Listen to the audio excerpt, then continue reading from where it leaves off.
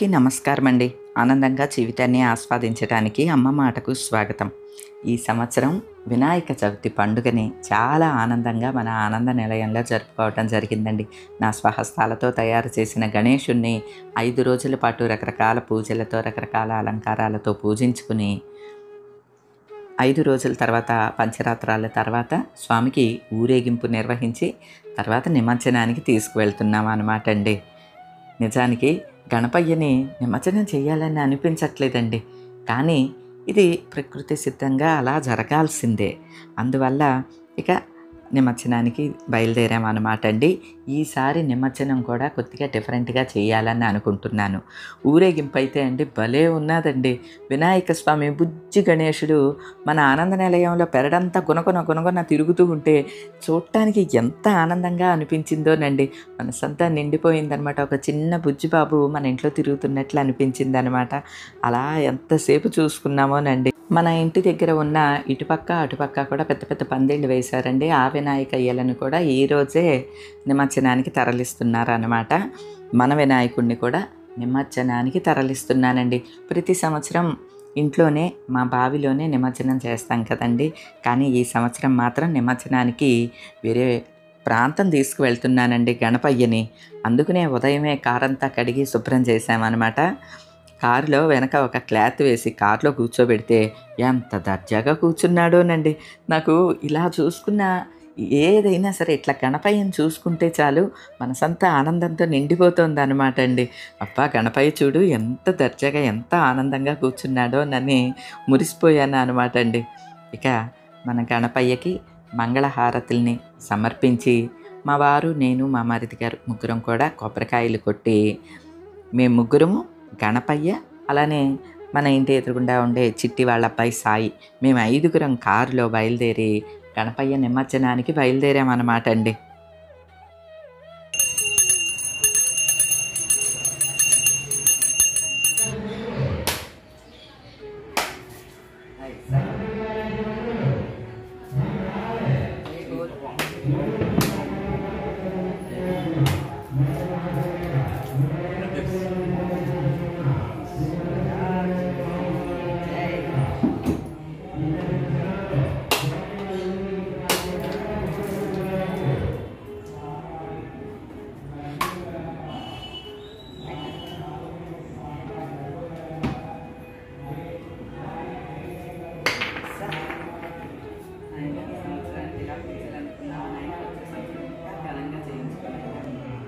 जय बोलो गणेश महाराज की जय, बोलो गणेश महाराज की जय, बोलो गणेश महाराज की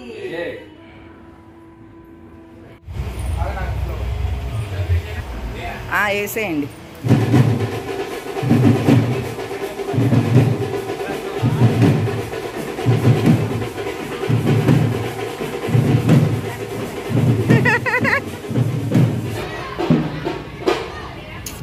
ఈ మనుషులు ఎందుకు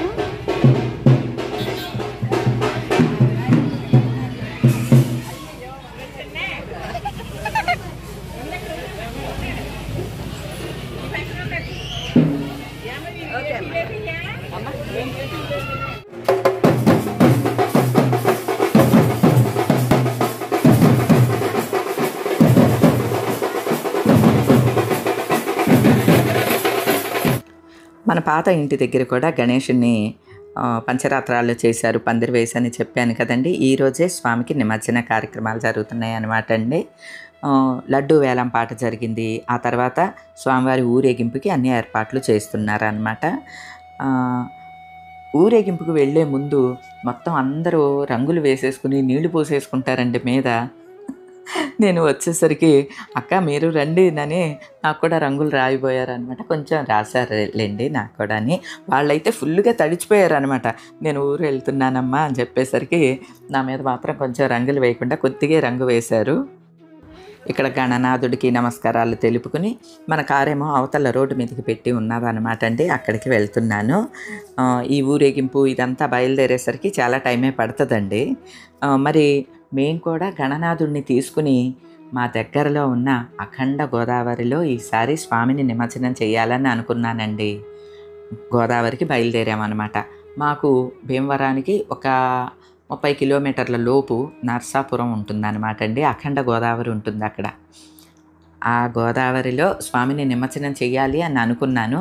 మా వారిని, మా మరిది గారిని కూడా అడిగాను అనమాట. మనం అట్లా వెళ్ళినట్టు ఉంటుంది, అట్లానే గోదావరి నిండుగా ఉన్నది కదా, గోదావరిని చూసినట్టు ఉంటుంది, స్వామిని నిమజ్జనం చేసినట్టు ఉంటుంది అని అనేసరికి ఇక అందరం బయలుదేరామన్నమాట అండి. దారంతా కూడా అండి వినాయక చవితి కోలాహలాలేనండి. ఇగోండి నా వెనక చూడండి, అసలు గణపయ్య ఎంత దర్జాగా కూర్చున్నాడో. నాకు అసలు ఇలా చూసుకుంటుంటే కూడా మనసంతా ఆనందంతో, ఏదో పరవశం అంటాం చూడండి, అట్లా ఆనంద పరవశం అయిపోయి నవ్వుకుంటా తీసుకువెళ్తూ ఉన్నాను అనమాట అండి. వారం రోజులుగా బాగా వర్షాలు పడ్డాయండి. నిన్నటి నుంచే కొద్దిగా ఎండ వస్తోంది కదా, మొత్తం అటు ఇటు దారంతా పంట చేలు కానీ పచ్చగా మెలమెల మెరిసిపోతూ ఉన్నాయన్నమాట అండి. నర్సాపురంకి వెళ్ళే దారంతా కూడా గ్రామాల్లోంచి వెళ్తామన్నమాట. చాలా బాగుంటుందండి. అలానే దారంతా కూడా ఇలాగా వినాయక ఉత్సవాలు, నిమజ్జనానికి తరలి వెళ్తున్న వినాయకయ్య ఊరేగింపులు కనిపిస్తూనే ఉన్నాయండి.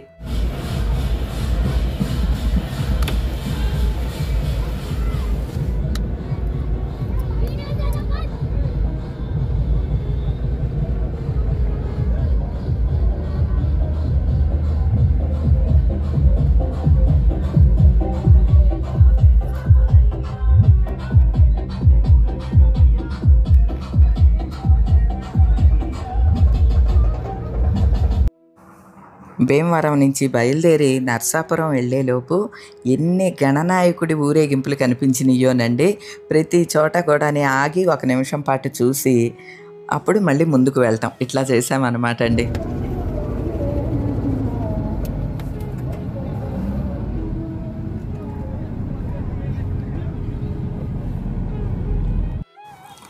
కొన్ని చోట్ల వినాయక నిమజ్జనాలు పూర్తి అయిపోయినాయి. కొన్ని చోట్ల 3 రోజులు అలా కూడా చేస్తారు కదండి. అలాగా కొన్ని చోట్ల అయితే 9 రోజులు, 11 రోజులు ఇలా కూడా చేస్తారు. కాబట్టి దారంతా కూడా కనిపిస్తూనే ఉన్నాయండి పందిళ్ళు.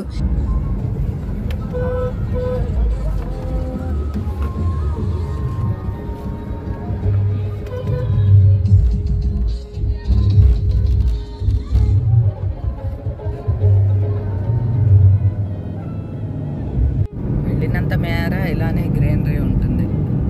గ్రామాల్లోంచే వెళ్తాం, సింగిల్ రోడ్డే ఉంటుంది. గణపయ్య, బుజ్జి గణపయ్య బాగున్నాడు. ఒకసారి చూసి వెళ్తాం. ఇదే అండి నరసాపురం రేవు. ఇక్కడి నుంచి పంటి తిరుగుతుంది అనమాట. కానీ ఇప్పుడు వరద ఉధృతి ఎక్కువగా ఉన్నది కాబట్టి 3 రోజుల నుంచి ఆపేశారంటండి, పంటి తిరగట్లేదు. అంటే పంటి అంటే ఒక ప్లాట్ఫామ్ మీద లా ఉంటుందన్నమాట. పడవలా కనిపిస్తున్నది చూడండి, అది పెద్ద ప్లాట్ఫామ్ అనమాట అండి. ఆ ప్లాట్ఫామ్ మీద బళ్ళు, కార్లు, మనుషులు అందరూ ఎక్కేయచ్చు. ఈ గట్టు నుంచి ఆ గట్టుకి దాటిస్తారనమాట. దాన్ని పంటు అంటారనమాట. మనం ఈ గోదావరి దాటితే అటువైపు సఖినేటిపల్లి ఉంటుందన్నమాట అండి. ఇప్పుడైతే ఈ 3 డేస్ నుంచి తిరగట్లేదు అనమాట. మేము ఇప్పుడు వలందర్ రేవు గోదావరి మాత విగ్రహం ఉంటుంది, అక్కడికి వెళ్తున్నాం అనమాట అండి. ఈ గోదావరి గట్టెమ్మటే నడుచుకుంటూ వెళ్తే ఉంటుందన్నమాట. మనం కారులో వెళ్తున్నాం. ఇగో పంటులన్నీ అక్కడ పెట్టున్నాయండి. మేము కారులోనే ఇలాగ వీడియో తీసుకుంటూ వెళ్తూ ఉన్నానండి. మన ఫ్యామిలీ మెంబర్సు నన్ను చూసి గుర్తుపట్టి అక్కడి నుంచే పిలుస్తూ ఉన్నారనమాట అండి. ఇదిగోండి వీరు పలకరిస్తూ ఉన్నారు చూడండి.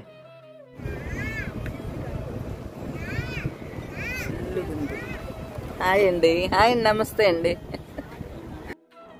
మన ఫ్యామిలీ మెంబర్సు నేను కార్లో వెళ్తున్నా సరే అండి, ఆ విండోలోంచి చూసినా గుర్తుపట్టి పలకరిస్తారండి. నాకు అది భలే సంతోషంగా అనిపిస్తూ ఉంటుందండి. ఇలాగా ఈ గట్టు వెంబడే కారులో అక్కడ వరకు, అంటే గోదావరి మాత విగ్రహం వరకు వెళ్ళామన్నమాట. ఇదంతా కూడా నరసాపురం చాలా బాగుంటుందండి. మీరు ఎప్పుడన్నా భీమవరం వస్తే కనుక నరసాపురం తప్పకుండా వెళ్ళండి. ఇగో నీళ్లు చూసారా ఎంత పైకి ఉన్నాయో, ఇంత పైకి ఉండవండి, దిగోకుంటాయి. ఇప్పుడు వరద ఉధృతి వల్ల నిండా ఉన్నాయి అన్నమాట. ఇగోండి ఇక్కడ గణపయ్యని తీసేసినట్టున్నారు, నిమజ్జనం అయిపోయినట్టుంది. భోజనాలకన్నీ ఏర్పాట్లు జరుగుతున్నాయి. రేపు భోజనాలు పెడతారనమాట.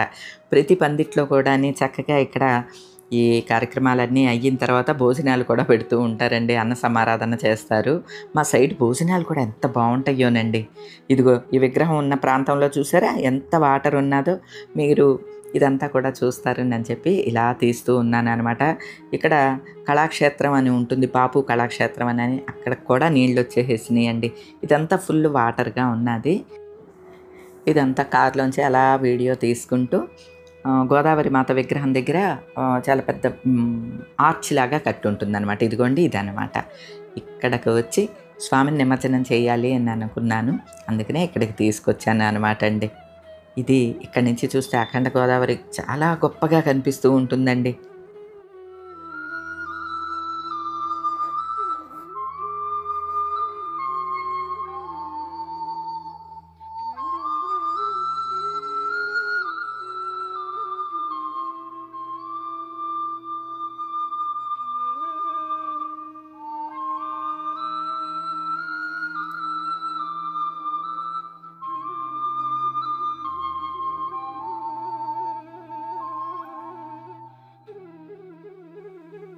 లాస్ట్ టైం మా మరిది గారు వచ్చినప్పుడు డ్రోన్ ఎగరేశారనమాట అండి. ఆ వీడియో ఉంటే పెడుతున్నాను. ఇప్పుడు ఇక్కడ ఉన్నామన్నమాట అండి. ఈ మధ్యలో వాటర్లో కనిపిస్తుంది గోదావరి మాత విగ్రహం అనమాట. ఇదిగోండి గోదావరి, అఖండ గోదావరి ఇలా ఉంటుంది. ఇటు ఇళ్ళు కనిపిస్తున్నాయి, ఇదంతా కూడా నరసాపురం, అవతల వెంపు అంతా కూడా సకినేటిపల్లి అనమాట అండి. లంకలు అంటారండి. అంటే అట్లా గోదావరి మధ్యలో ఊళ్ళు ఉంటాయి అన్నమాట, వాటిల్ని లంకలు అని అంటారనమాట.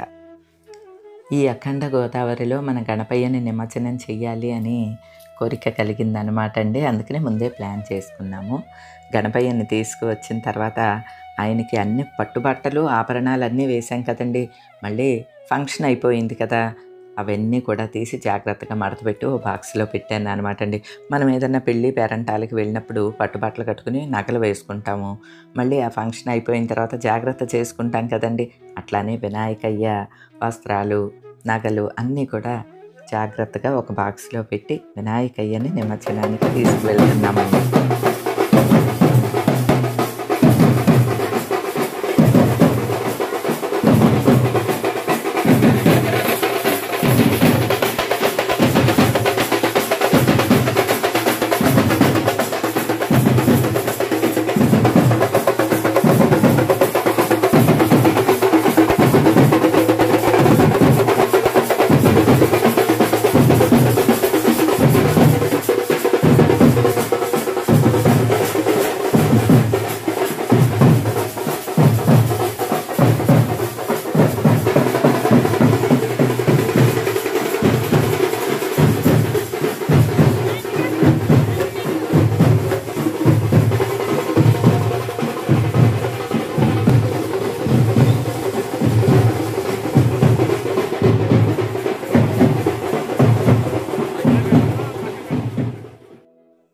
మా గోదావరి జిల్లాలను సస్యశ్యామలంగా ఉంచే గోదావరి మాత విగ్రహం అన్నమాట అండి. నది మధ్యలో ఉంటుందన్నమాట. నది అయితే 365 రోజులు ఎప్పుడూ ఇట్లానే నీటితోటి ఉంటుందండి. అటువంటి గోదావరి మాత చెంత మన గణపయ్యని కూడా ఆనందంగా నిమజ్జనం చేశామండి. ఈ సంవత్సరం నా స్వహస్తాలతో చేసుకున్న గణపయ్య విగ్రహం చాలా బాగా కుదిరింది. చాలా బాగా పూజలు చేసుకున్నాను. చాలా బాగా ఊరేగింపు జరిగింది. నిమజ్జనం దగ్గరికి వచ్చేసరికి మాత్రం కొంచెం బాధగా అనిపిస్తుందండి మనసుకి. కానీ వచ్చే ఏడాది మన చేత మరింత ఘనంగా ఈ పూజలన్నీ చేయించుకోవటానికి గణపయ్య ఇప్పుడు తన కైలాసానికి వాళ్ళ అమ్మ నాన్న దగ్గరికి వెళ్తున్నాడు అని మనసుకి సర్ది చెప్పుకుని స్వామికి నమస్కారాలు తెలుపుకుని ఇక ఇంటికి తిరిగి బయలుదేరుతుంటే మన ఫ్యామిలీ మెంబర్స్ కనిపించారండి. ఆయన చూసి గుర్తుపట్టి బండి వెనక్కి తిప్పారట. నేను కూడా మీ వీడియోస్ అన్నీ చూస్తానండి అని ఆయన చెప్తే నాకు చాలా సంతోషంగా అనిపించిందండి. ఇక వీరి ఫ్యామిలీ ఏమో భీమవరం కూడా వచ్చారండి. నరసాపురం వచ్చాము అని ఆయన చూసి వారి మిస్సెస్కి వీడియో కాల్ చేస్తే వారేమో ఇన్వైట్ చేస్తున్నారు ఇంటికి రండి అని. లేదమ్మా మరోసారి వస్తాను, చీకటి అయిపోయింది కదా అని చెప్పాను. ఇక అక్కడ చాలామంది నిమజ్జనాలన్నీ చేస్తూ ఉన్నారనమాట అండి. కుటుంబ సమేతంగా అందరూ వచ్చి ఇట్లా గణపయ్య నిమజ్జనాలు చేస్తూ ఉంటే నాకు చూడటానికి కూడా చాలా ఆనందంగా అనిపించిందండి. ఈ అఖండ గోదావరి మాత మనకి ఎన్నో ఇచ్చిందండి. అటువంటి ఆ తల్లిని కలుషితం కాకుండా చూసుకోవాల్సిన బాధ్యత కూడా మనదే అండి. గోదావరి అనే కాదండి, జలం ఎక్కడున్నా అది ఆ తల్లి స్వరూపమే కదండి.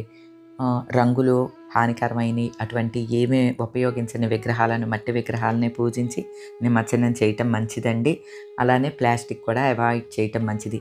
ఈ సంవత్సరానికి ఒకవేళ ఈ రంగులు ఎటువంటివి తీసుకున్నా వచ్చే సంవత్సరం అయినా సరే అందరం మట్టి గణపతినే పూజించాలి అని మనసులో సంకల్పించుకుందామండి. ఇక మన గణపయ్య నిమజ్జనం కూడా పూర్తి అయిన తర్వాత రిటర్న్ బయలుదేరామండి. నరసాపురం ఊరు చాలా బాగుంటుందండి. పాత కట్టడాలు చాలా ఉంటాయి అన్నమాట. అసలు ఇదివరకైతే ఫేస్బుక్లో బెస్ట్ భీమవరం అనే ఒక పేజీని మెయింటైన్ చేసేదాన్ని, అడ్మిన్ని నేనే. ఈ ఫొటోసు ఇవన్నీ కూడా తీసుకుని అందులో కూడా పెట్టాను అనమాట అండి. నాకు ఈ పాత కట్టడాలు అవన్నీ అంటే అంత ప్రీతి అనమాట అండి. అసలు నరసాపురం ఊరే చాలా బాగుంటుంది. బ్రిటిషర్స్ కట్టినవి అయితే ఇంకా ఉన్నాయండి ఇక్కడ. ఇక వస్తూ ఉంటే అక్కడ ఒక హోటల్ కనిపించిందనమాట. మా మరిది గారు ఆకలేస్తోంది, ఏమన్నా టిఫిన్ చేద్దాము అనేసరికి ఇక అందరం అక్కడ ఆగి టిఫిన్ చేసామండి. వేడివేడిగా పూరీలు వేశారు, దోశలు వేశారు, అన్నీ బాగున్నాయి అనమాట. మా ప్రాంతం అంతా అరిటాకుల్లోనే పెడతారండి. అక్కడ చూడండి అరిటాకులు కట్టలు ఉన్నాయి. అంటే ఇక్కడంతా అరటి పండుతుంది కదా, మామూలు ప్లేట్లలో అరిటాకు కూడా వేసి టిఫిన్లు తెస్తారనమాట. టిఫిన్ అయితే అసలే ఆకలి మీద ఉన్నామేమోనండి, చాలా రుచికరంగా అనిపించింది అనమాట. ఇక టిఫిన్లు చేసి మళ్ళీ రిటర్న్ బయలుదేరామండి. ఇక రిటర్న్లో కూడా అండి వినాయక చవితి పందిళ్ళన్నీ కూడా లైటింగులతో కళకళలాడుతూ కొన్ని చోట్ల ఊరేగింపులు వెళుతూ కనిపించేసరికి చాలా ఆనందంగా అనిపించిందండి.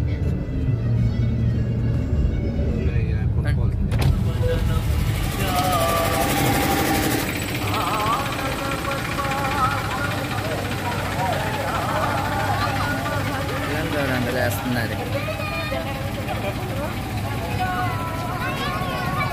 బుడ్డి బుడ్డి.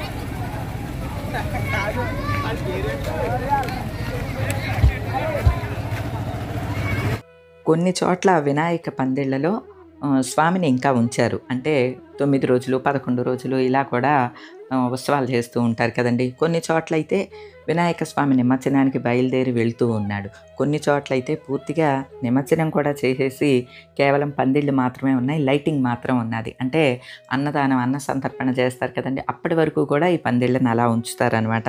కానీ దారంతా కూడా అసలు సిసలు పండగ అంటే ఇదండి. మనం ఇంట్లో ఉండి ఎన్ని పిండి వంటలు చేసుకుని మనకి నచ్చినవి తిని ఎన్ని అలంకారాలు చేసుకుని ఎన్ని చేసుకున్నా సరే అండి, ఇలా బయటకు వచ్చి చూసినప్పుడు మాత్రం గొప్ప ఆనందంగా ఉంటుందండి.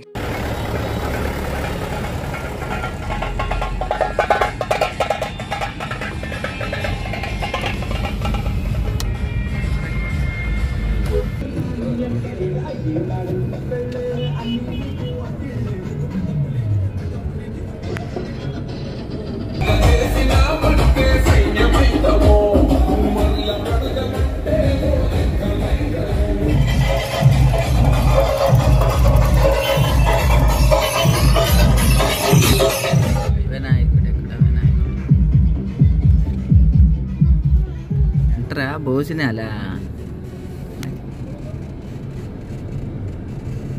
ఇక్కడ నైట్ టైం పెట్టేస్తున్నారు భోజనాలు. ఆ సైడు అన్న సంతర్పణలు కూడా చాలా బాగా చేస్తారనమాట అండి. ప్రతి పందిరికి మళ్ళీ అన్న సమారాధన కూడా జరుగుద్ది. నిజానికి నరసాపురం వెళ్ళేటప్పుడు మైక్లో వినిపిస్తోందనమాట ఒక పందిట్లో, ఈరోజు సాయంత్రం భోజనాలు అన్న సమారాధన, అందరూ రండి, మామిడికాయ పప్పు, కొబ్బరి పచ్చడి, ములక్కాడ జీడిపప్పు, ఇట్లా మెనూ అంతా చెబుతూ మైక్లో అనౌన్స్ చేస్తున్నారనమాట. నిజంగా వింటే నోరు ఊరిపోయిందండి. అలాగా ప్రతి పందిరి కూడా వినాయక పూజలు, ఉత్సవాలు వీటన్నిటితో పాటు అన్న సమారాధన కూడా అంతే ఘనంగా చేయటం మా ప్రాంతం ప్రత్యేకత అన్నమాట అండి. ఏది ఏమైనా అండి, ఈ వినాయక చవితి మా సైడ్ అంతా కూడా అదరగొట్టేసేసారండి. కొన్ని ప్రాంతాల్లో మరి న్యాచురల్ కలామిటీస్ వాటిల్ని మనం ఏం చేయలేం కదండి, ఎదుర్కోవటం తప్ప. అన్నీ వచ్చే సంవత్సరానికి అన్నీ సర్దుకుని వాళ్ళు కూడా బాగా చక్కగా వినాయక స్వామి పూజలు చేసుకోవాలని మనసులో కోరుకుంటూ ఈ రోజుకి ఇదేనండి. మరో మంచి వీడియోతో మళ్ళీ కలుస్తాను. అప్పటి వరకు ఉంటానండి.